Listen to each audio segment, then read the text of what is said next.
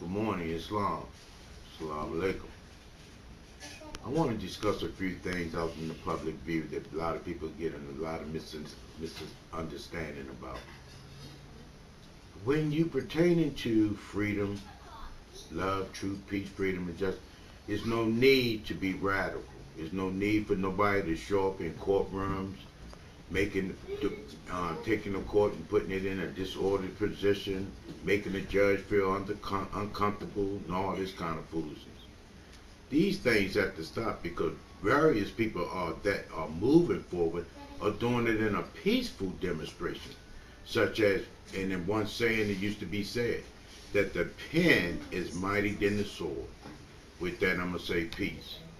On, I say again, please, all those that's out there doing any radical demonstrations to demonstrate their freedom in such a fashion under a free national constitution of a free national government where you don't have to do that and demonstrating disloyalty or anything of that nature where people have become harmed or getting hurt, shot down, all that craziness need to stop, need to come to a cease.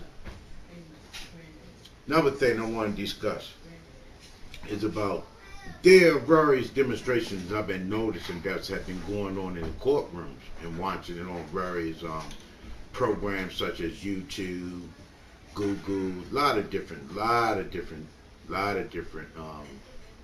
programs that people have been doing on videos. And I just wanted to say that some of the videos that have been displayed have been very, very disturbing. Another thing I want to say is that when you're in a peaceful demonstration and you start putting certain things in place, you find out when you have to make yourself present in front of a magistrate of a court or anything that pertaining to the highest system in the court system, you don't have to be radical in those systems. You don't have to be combative. You don't have to, put the judge in an uncomfortable position. But what you can do is do this. If you already know when you are scheduled to go to court, prepare yourself. And this is one way you can prepare yourself. If you know that you have to be to court 2 weeks from now, a month from now, well, what you want to do is put your case together as far as pertaining to what a lot of people is using, the word sovereignty. Well, let's change the word in the presence of the court. Let's use the word secure party. Let's use that word, secure party.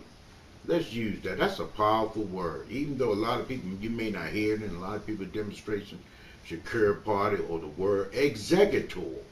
You may not hear that word in a lot of people's discussion. But those are very powerful words when you talk about taking on the principal man, the central man, the man that God created in the image and likeness of himself. So there's no misunderstanding that we cannot be person, human beings, and all these other words, because they do and somewhat does put us under a corporate entity. Well, with that, I'm going to move on because I don't want to elaborate too much on it because I don't want to get off on the discussion of why I'm sitting here in the first place. All right. Now, when you decide to go into court and you have a case that you had forth in the court and you was given 2 or 3 weeks notice, prepare yourself to go to court. And this is one way you can prepare yourself in going to court. Put yourself and start putting documentation together like such. Who are you as the physical man? And one of the informations that you can use if you know that you're getting ready to be taken to court, and let's say somebody have a lien on you or child support perhaps may have something on you, or you may owe a fine or something like that. Well, one way you can deal with that is that you can do it in a letter. You can write to these agencies that claim that they have a claim against you on a debt or any of that nature as far as child support, tax liens, or maybe even a traffic ticket. Well, instead of showing up in court and being all abusive, talking about you ain't gonna do this and you ain't gonna do that, no, don't do it like that, because that's not the wisest way in dealing with things in government. The best way to deal with things in government is through a pen. Write to your office of the court the officer of the court or the administrator of the court and make them aware in a letter that first of all, you can present him, which is called your birth certificate.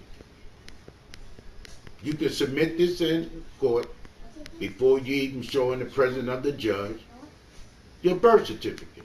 And on your birth certificate, you can have in writing, accepted for value and honor for exempt for levy, for my redemption and release from procedures, products, accounts, and fixtures and orders, to me and immediately in accordance with the public policy HJR 192 UCC 10-104 and UCC 1-104.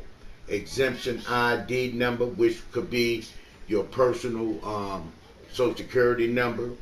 Another thing you can put on UCC contract, account number, and the value of the estate, $100 billion. You can have that put on, you can put that on your birth certificate and submit that in the court along with, which is called a security agreement, as you being the secured party. Now, this security agreement is actually put together in 19 pages.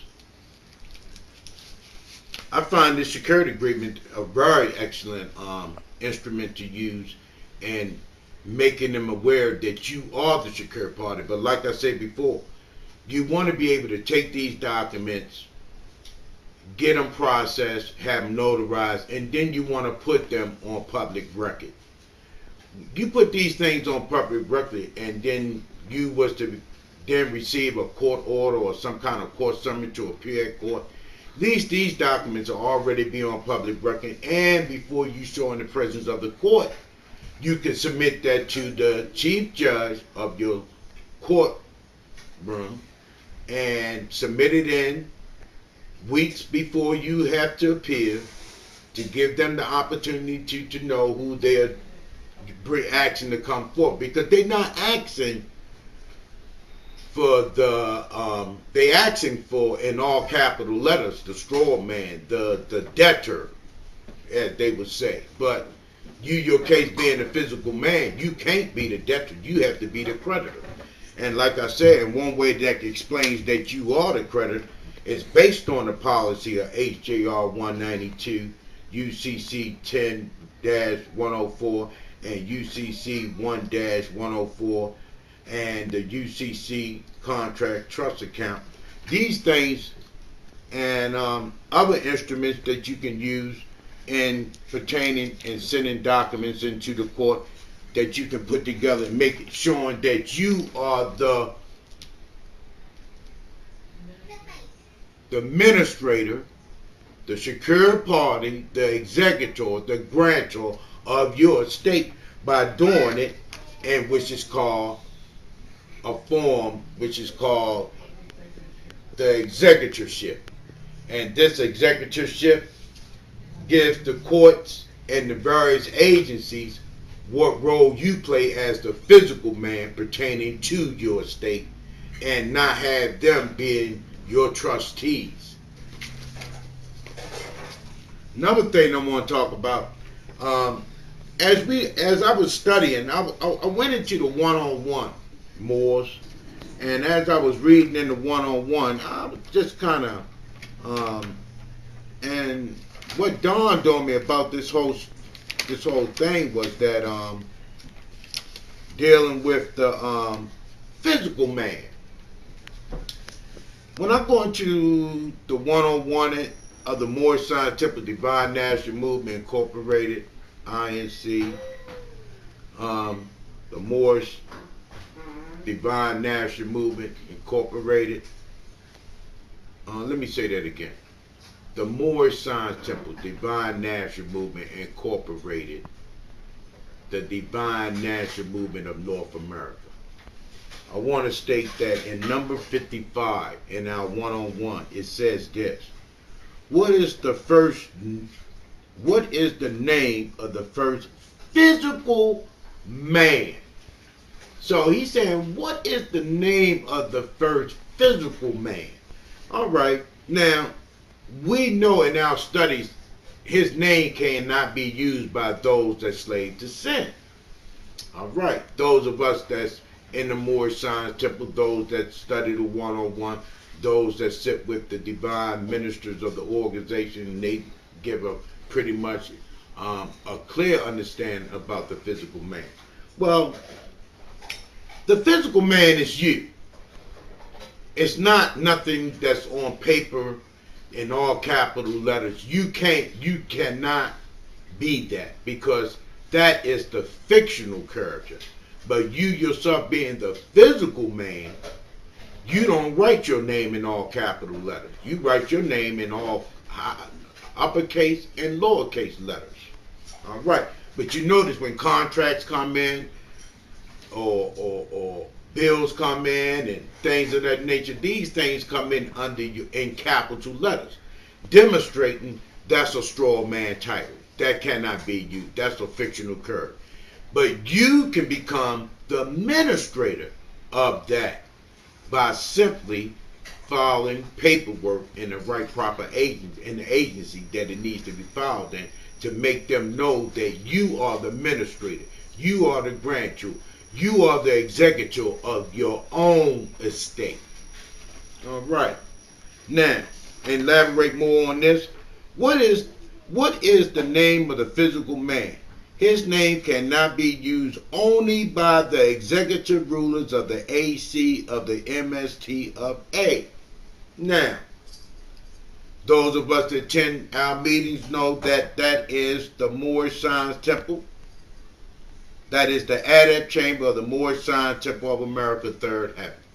Now, you being the physical man, you being the executive ruler of your estate, because one thing about being a Moorish American, your nationality plays a role, because being a Moorish American, you're aware that that's a nationality. You're aware that your race is Asiatic. You're aware that any word that dilute to anything that dilute to slavery, such as words as black, Negro, color, Afro-American, and all these other names that they use to try to identify man with, we know that they are fictional terms. It does not have anything to do with the physical man and his natural origin and who he's descended from. That's first of all.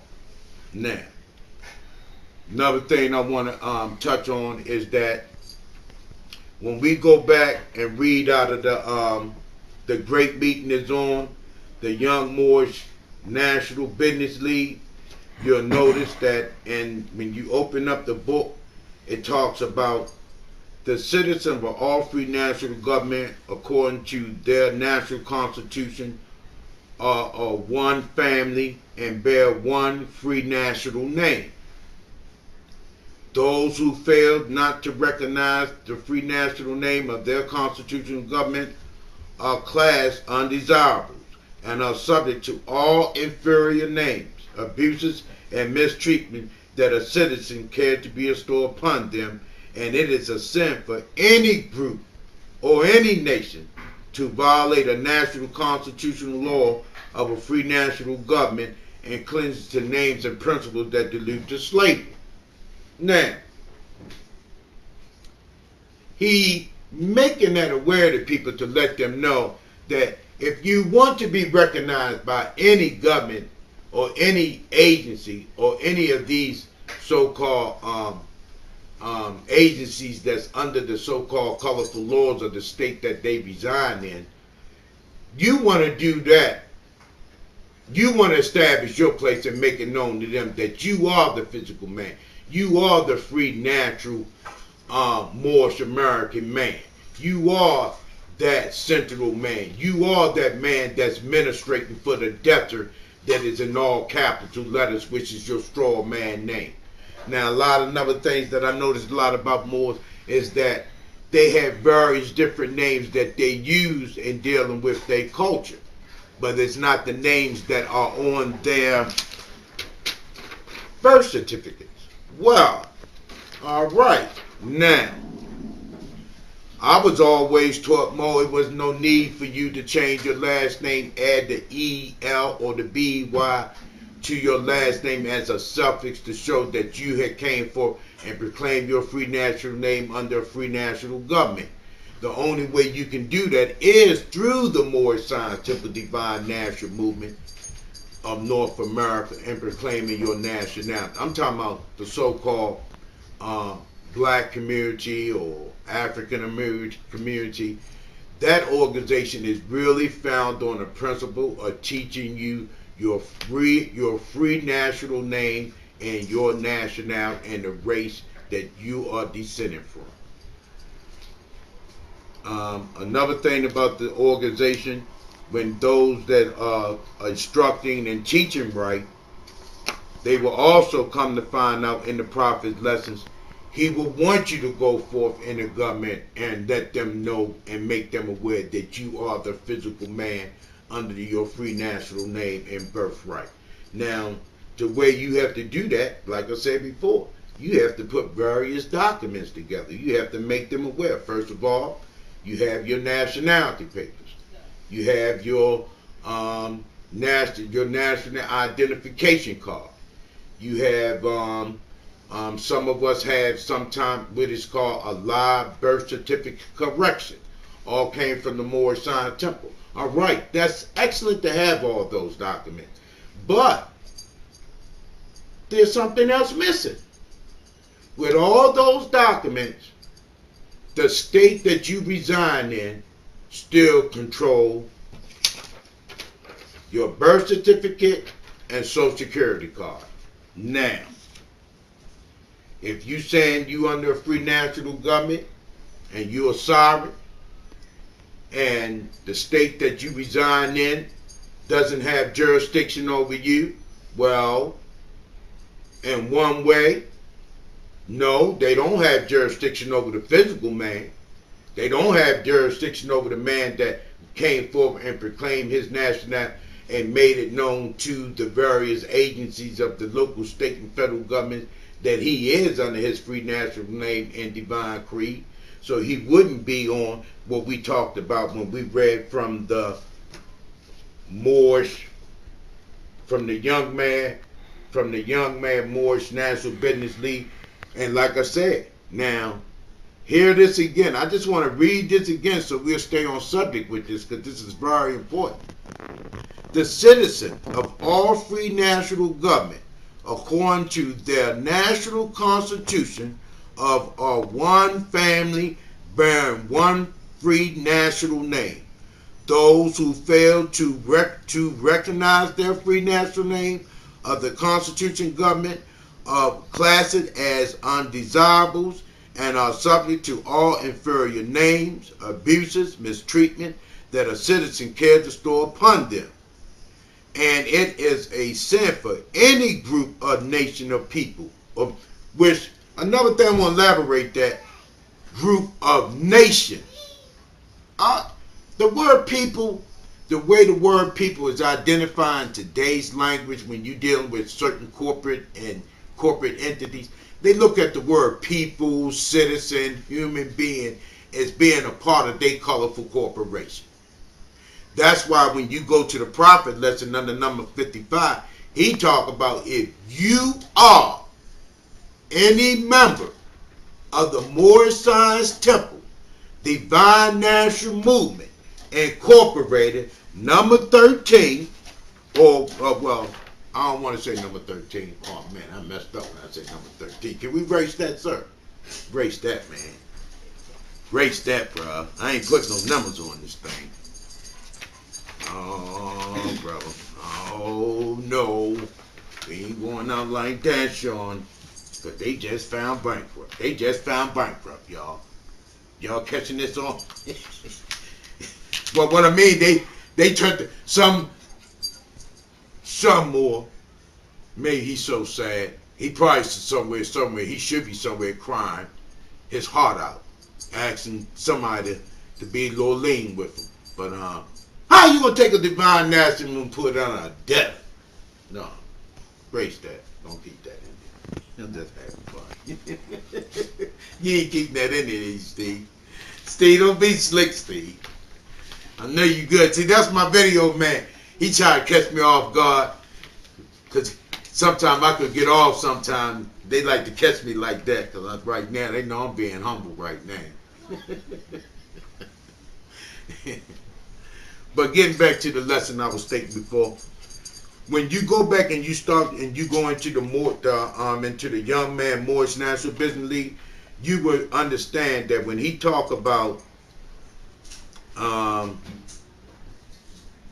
the citizen of all free national government according to their national constitution, one family and bear one free national name. Those who fail to recognize their free national name of their constitutional government are classed as undesirable and are subject to all inferior names, abuses, and mistreatment that the citizen cares to bestow upon them. And it's a sin for any group of people to violate a national constitutional law of a free national government and cling it to names and principles that lead to slavery. Well, with your name being all capital letters, that's slavery. That is inferior, because that's not you. That's inferior. The word Negro, that's inferior. The word black, that's inferior. The word color folk, Afro-Americans, those are all inferior names and abuses. They are, without a doubt, a contradiction. And anyone that's living in the year 2012 and still classifying themselves under these terms need to go back and take a look at what they went to school for. What did they go to school for? What did they pick up a dictionary for? If y'all not sure what dictionary to use in the present day, I recommend you use the Black Law Dictionary very highly. I recommend the Black Law Dictionary very highly when you're dealing with certain things pertaining to the colorful laws and especially the 6th and the 9th edition of the Black Law Dictionary. I recommend it. I recommend it highly, especially when you're studying and you're trying to understand the language and the various words and how they should be used and how they should be referred to.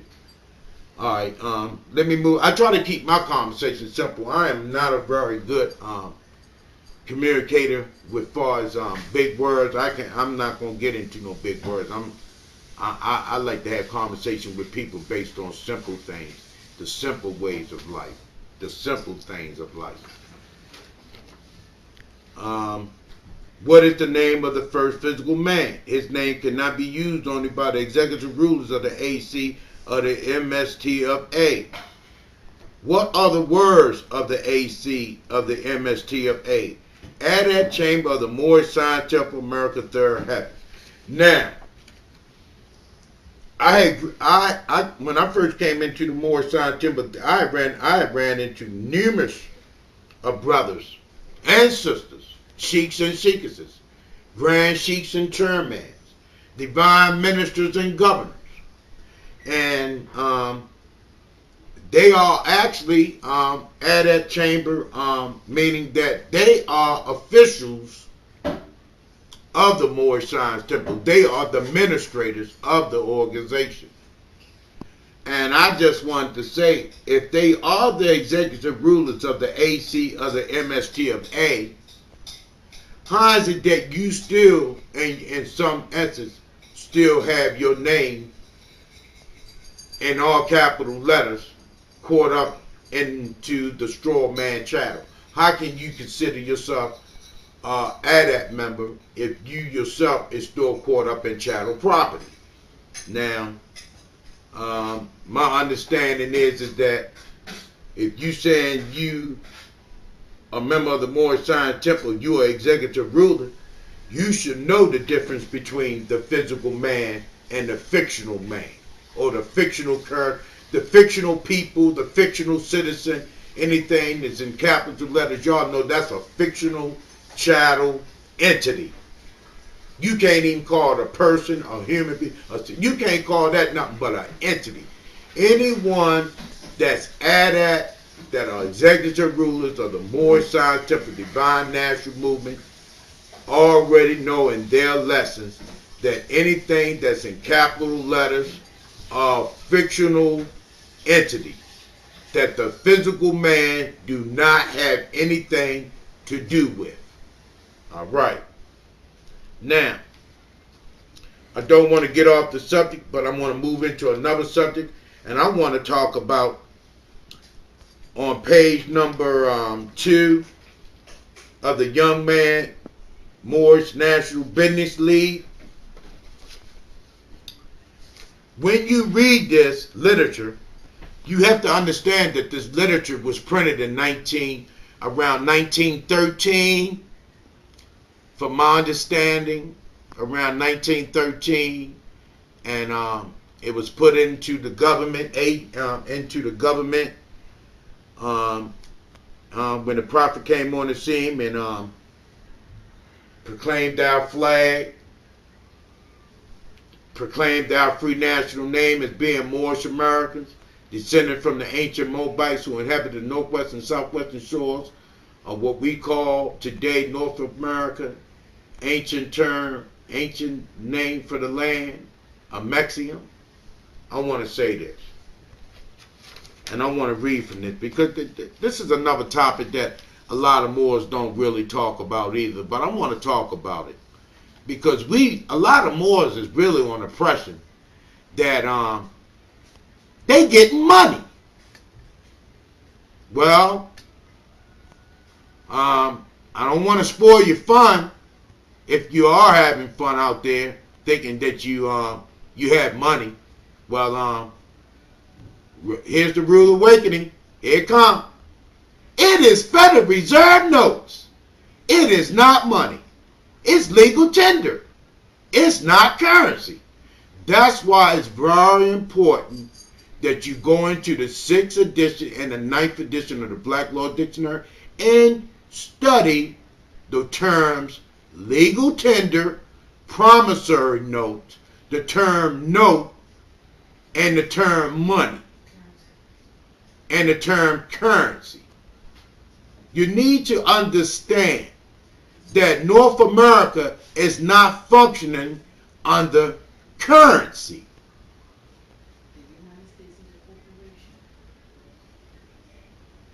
The United States is a corporation. But they are not functioning under currency. Now, at the time that our literature from our great prophet, Noble Drew Ali, and the Young Man Moorish National Business League, the great meeting is on, the warning from the prophet in 1928. Money doesn't make the man. Check this out. He ain't said money don't make the people. Money don't make the citizens. Money don't make human beings. He said money don't make the man.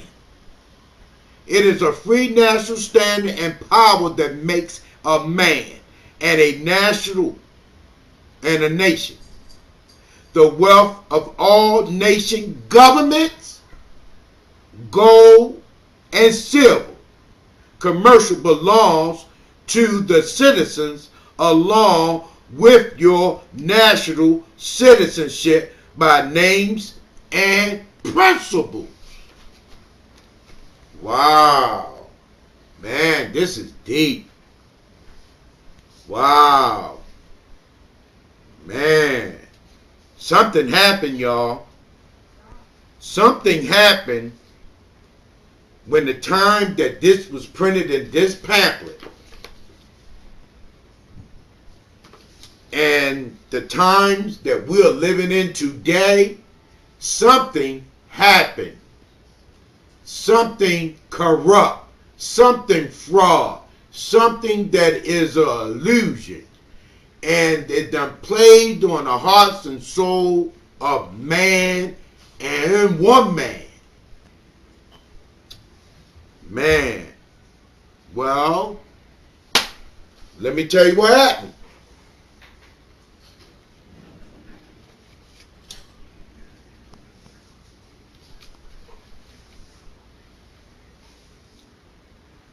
When the prophet proclaimed a new time in 1928, he proclaimed a new time for a reason, Moors.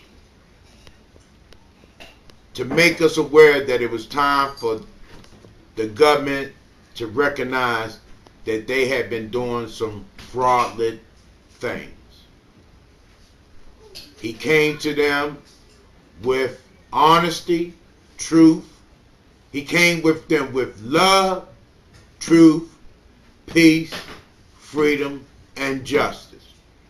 The prophet did not come with guns, knives. He did not go into magistrate halls, cussing, being abusive to the administrator of those agencies. He was humble. He was wise. And he knew the best way to deal with these people was through the pen or through the heart. And that's through love. Moors, you got to understand, there's no need for us to get out there being radical, want to get out there and disrupt things, because that ain't the prophet lesson. And those of us that are Moorish Americans, that have ills and bays on our names, we should not be following no radical sovereign organizations. None of us should be. The prophet already bought where we should be. In the Moorish Science Temple, Divine National Movement Incorporated of North America. I'm going to say this again. Moors, is no need for us to be a part of radical organizations out there speaking of sovereignty, and they out there causing all kinds of harm. Going into magistrates' courts, disrupting the courts, the judges, putting everybody on the edge. That is not the prophet's lesson. The prophet have a great lesson for us when we go in and sit with these various people of various different magistrate halls, various people of high learning, and how to conduct ourselves as Moors. Learn to be diplomatic. Learn to be humble. Now, I want to touch on these lessons. I want to touch on these very things, but what I don't want to get away from is what I went into this second page of the great meeting is on. The warning from the prophet in 1928, the Young Man Moorish National Business League. I'm showing it again. When you go in the page, the first page, but turn over to the second page, and right after the very word light, he talks about money doesn't make the man. It's a free national standard and power that makes a man and a nation. The wealth of all national governments, gold and silver, and commerce belongs to the citizens alone. And without your national citizenship, by names and principles, you have no true wealth. All right.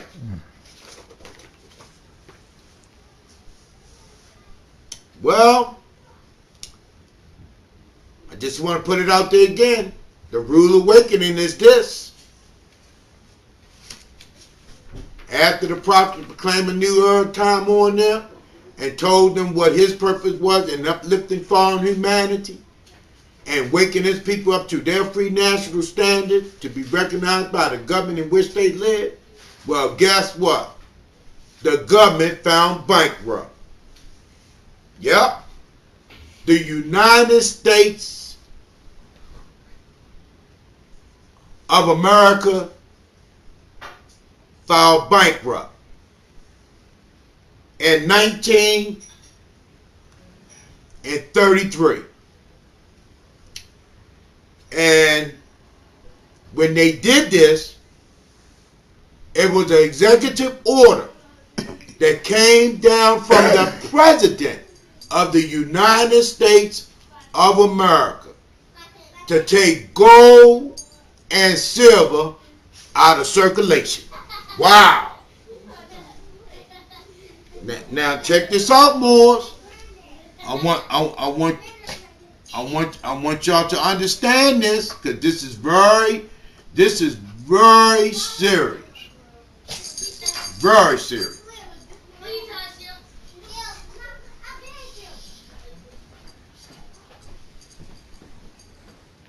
Y'all better keep it down. A lot of Moors, even a lot of America, I mean, there are a lot of nations over here in North America too. I mean, a lot of nations over in North America too. There are a lot of many nationalities in North America in this present time, 2012. There are a lot of nationalities in North America in 2012. A lot of them. And Moors, we are still sitting back stuck on lessons and things that we should now be able to comprehend. That so was these lessons that was handed down to our forefathers back then. There were gold and silver in circulation. Yes, it was. We know it was. We read it in the Constitution. It states it in the Constitution, big as day, that a man should be compensated in gold and silver. It's in the Constitution. But something happened. They found bankrupt in 1933. An executive order came down from the President of the United States of America taking gold and silver out of circulation. I mean gold and silver bonds, certificates, anything that pertained to the language of gold and silver. Executive order came down from the President of the United States of America and took it out of circulation. Now, what the Moors haven't came to a conclusion yet. Well, if gold and silver been taken out of circulation, and we walk around talking about, why we haven't been compensated, and why we are not in the interior region of the land called Egypt of the West, which is founded on the Prophet Express Trust, if anyone is familiar with this one. This document here, written by a gentleman by the name of Frank Louis Ilbay. And reading this document from this gentleman, this Moorish brother, sheikh, grand sheikh, whatever title he possesses, may Allah be blessed upon him, that he came and I was able to attain this document through my uncle, the digits of the ancestries of America, the blacks or African American rights thereto as Moorish America, by Frank Louis Ilbay. Now, when I went into this document, it talked about the estate of the Moorish nation in this document. And this document talks about the Moorish Estate. I want y'all to hear what I'm using. I'm saying some words to y'all that's relating to your own estate as being Moors, and following them and putting on record so they'll know that you're not the foreigners here. You're not the foreigners here. We're not foreigners here. We are the Aboriginals. We are the Moors. And we've been here. Islam. Islam Moors. Getting back to this document here.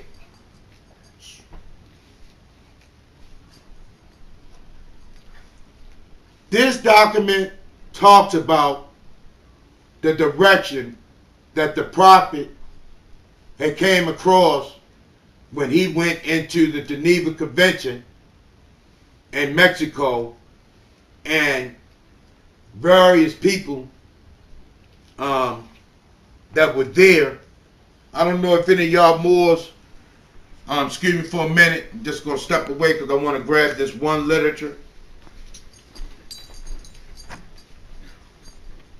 And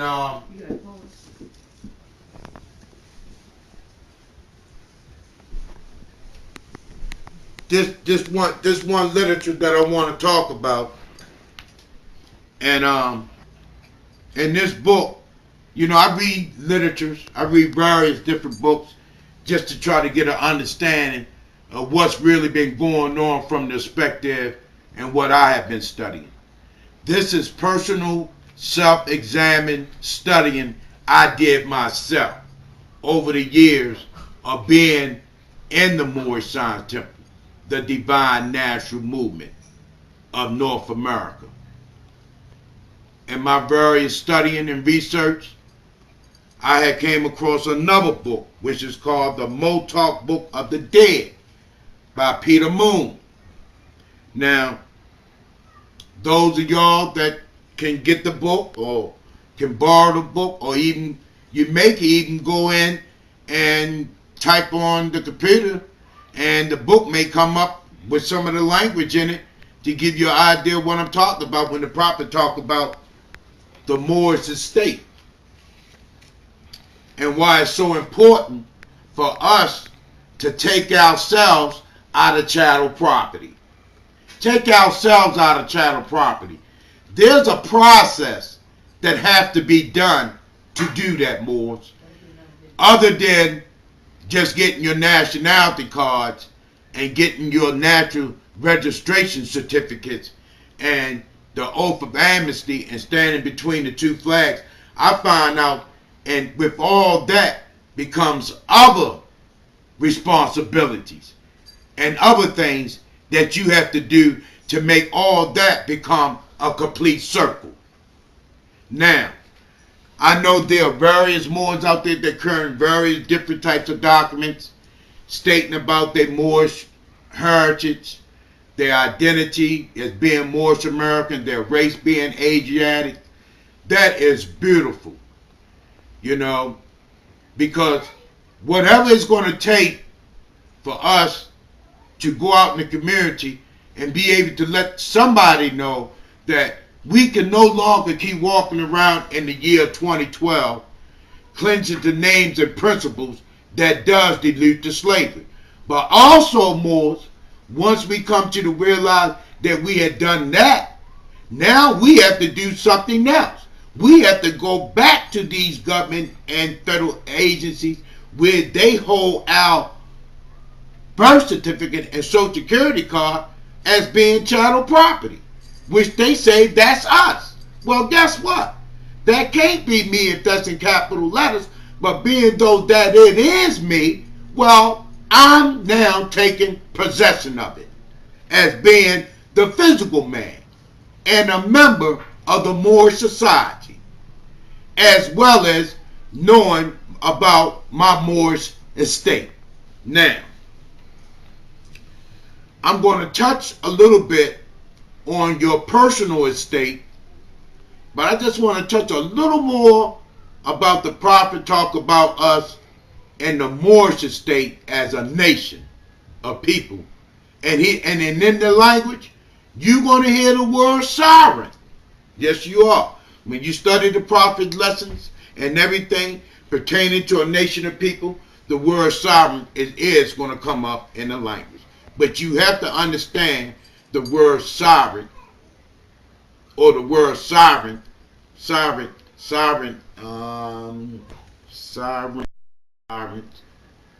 You know, they're a lot of Moors out there, you know, have a lot of misconception about the word.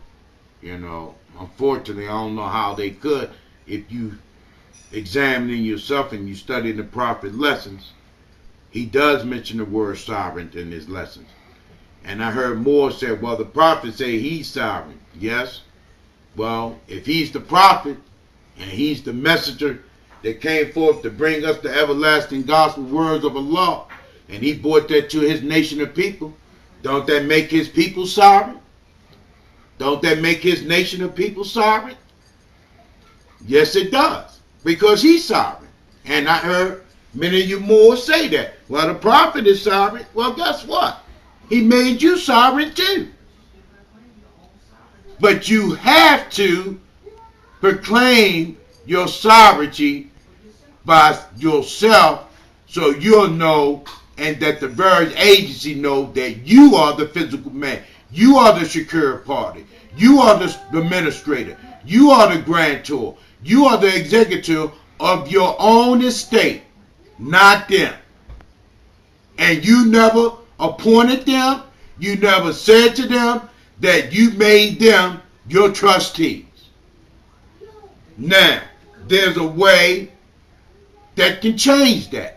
But it's going to take the cooperation of many Moors to understand that along with your free national name, your identification cards, your certificate of registration, you also have to go back to these various agencies and make them aware that you are the central man. You are the Moorish man from the Moorish nation. And that what they have on record is a chattel, straw man, a debtor. That is not you. You are the administrator of that estate. You are not the debtor. Matter of fact, and why you're not the debtor is this. When the United States found bankrupt in 1933, I want y'all Moors to hear this very carefully. When the government found bankrupt in 1933,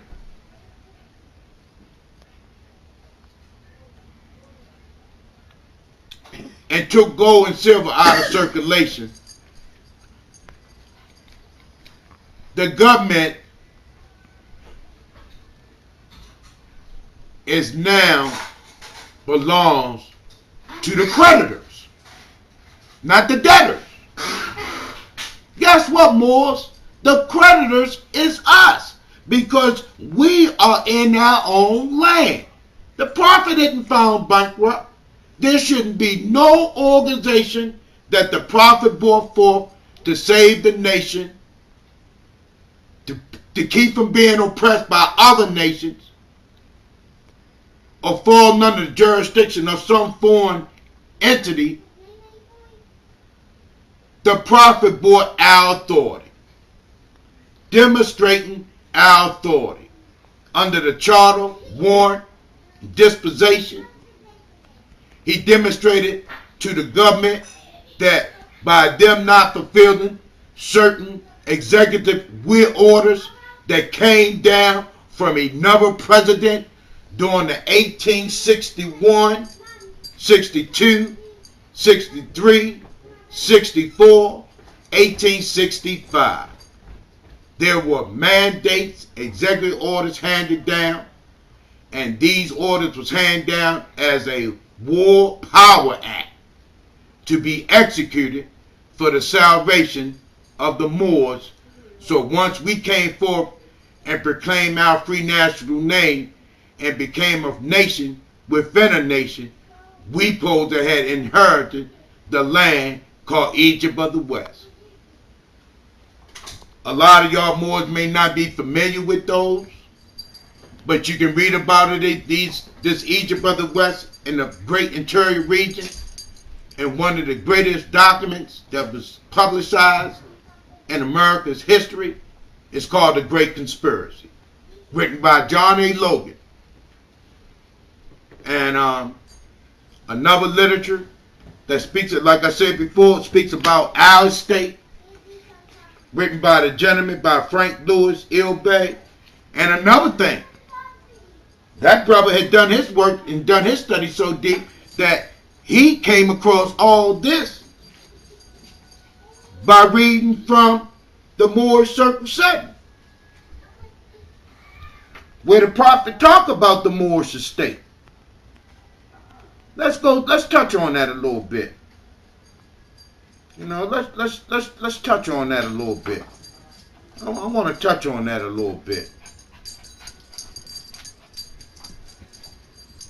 I want to touch on that a little bit because that's very important.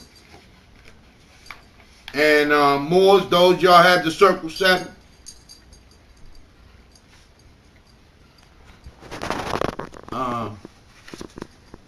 Pause that. Moors, when you go into the Circle 7,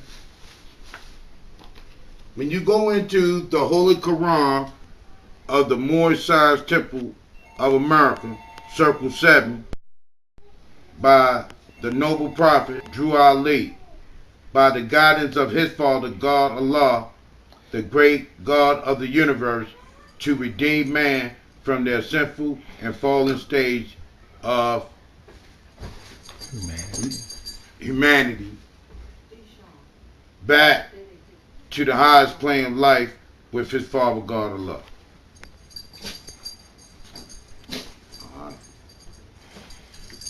In chapter 47, Moors, the prophet talks about our estate. And he talks about how far back our estate go. Here it is, Moors. The inhabitants of Africa are the descendants of the ancient Canaanites from the land of Canaan. Old man Cush and his family are the first inhabitant of Africa who came from the land of Canaan. His father Ham and his family were second. Then came the word Ethiopia, which means the demarcational line of the dominion of a Mexican. The first and true divine name of Africa. The dividing of the land between the Father and the Son. You know, that's called an estate. That is called an estate. But that estate has to be sealed, signed, and delivered. Well, the prophet did sign, seal, and deliver. And when the United States found bankrupt, North America and all that it possessed supposed to have been surrendered to the Moorish nation. Now, a lot of people may look at this and say, now how he come to that conclusion? And if they are the Moorish nation and who they say they are, then why is it that the government or the United States of America or any of the congressmen or your representatives of your so-called community leadership are not saying this? Well, I have to tell you, they the straw man. They are the straw man. They are the officials without a heart and without a brain, without any courage. They are a part of the Wizard of Oz. So, why would they tell you? It wouldn't be in their best interest to tell you. But if you know anything about being a member of the Moorish Science Temple, Divine National Movement of North America, you would know in the prophet lessons, and especially when you go into the lesson where he talked about